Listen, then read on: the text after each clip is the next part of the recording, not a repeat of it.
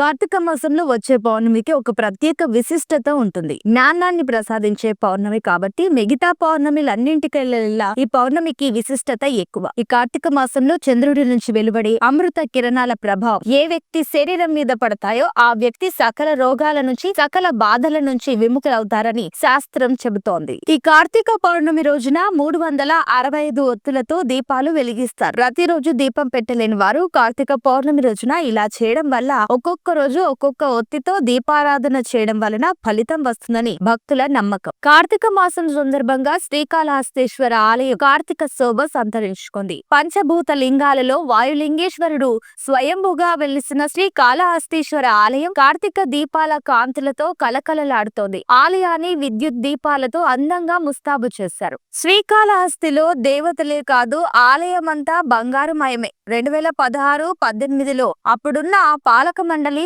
దాతల సహాయంతో ఉత్సవ వాహనాలను బంగారు పూత చేయించారు. ఆలయంలో రాతి స్తంభాలకు కూడా కొంత పూత వేయించారు. ధ్వజస్తంభానికి బంగారు తాపడం చేయించారు.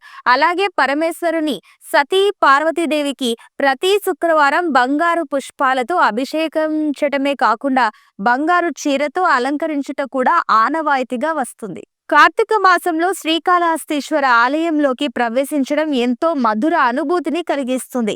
ఇక్కడ ఆలయ నిర్మాణమో లేక స్వామి అమ్మవార్ల మహత్యమో తెలియదు, కానీ ఆలయంలోని కంచు గడప దాటితే ఇక బయట ప్రపంచం గుర్తుకు రాదు. ఆలయంలోనికి ప్రవేశిస్తూనే ఎదురుగా చిన్మయ ముద్రతో దక్షిణామూర్తి దర్శనం లభిస్తుంది. ఇక ఎడమ వైపు ఆకాశ గణపతి, ఆకాశ గంగా దర్శనం లభిస్తుంది. ఆ పక్కనే స్వామి అమ్మవార్ల ఉత్సవ మూర్తులకు నిత్య కళ్యాణం జరిపి ఉంటారు. ఆలయంలో నిర్వహించే స్వామి అమ్మవార్ల నిత్య కళ్యాణోత్సవంలో విశేష సంఖ్యలో భక్తులు పాల్గొంటారు. కార్తీక మాసం వచ్చిందంటే చాలు వన భోజనాల కోసం ఉసిరి చెట్టు ఎక్కడ ఉందా అని జనాలు అన్వేషిస్తుంటారు. ఈ మాసంలో ఎంతో పవిత్రమైనదిగా పూజించే ఉసిరి చెట్టు కింద ఒక్క పూటైనా భోజనం చేయాలన్నది హైందవ సంప్రదాయం. అందుబాటులో చెట్టు లేకపోతే దాని కొమ్మైనా వెంట తీసుకువెళ్లి మరీ భోజనం చేస్తూ ఉంటారు. ఎందుకంటే కార్తీక మాసంలో శ్రీ మహావిష్ణువు, లక్ష్మీదేవి ఇద్దరూ కొలువై ఉంటారన్నది విష్ణు పురాణ కథనం. ఉసిరిని భూమాతగాను కొలుస్తారు.